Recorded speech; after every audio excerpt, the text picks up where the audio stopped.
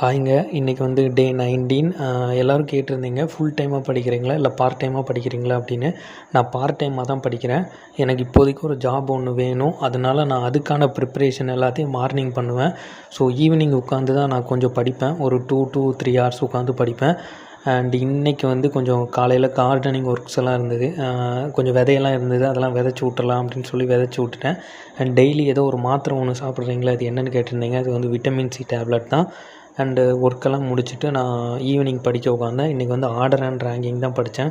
எங்கள் ஊரில் கடந்த ஒரு வாரமாக பயங்கர மழை, கரண்ட் வேறு அடிக்கடி கட் ஆகுது. ஏன்னா இதெல்லாம் வில்லேஜ் தானே, சரியாக படிக்கவே முடியலை. பட் இருந்தாலும் கரண்ட்டு கிடைக்கிற கேப்பில் வந்து நான் படிச்சிருவேன்.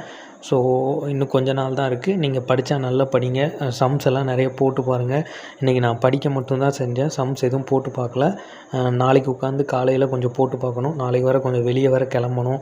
போயிட்டு நான் ஒரு 21ஆம் தேதி தான் வருவேன்னு நினைக்கிறேன். புக் அங்கே எடுத்துகிட்டு போய் தான் படிக்கணும். நீங்கள் படித்தா நல்லா படிங்க.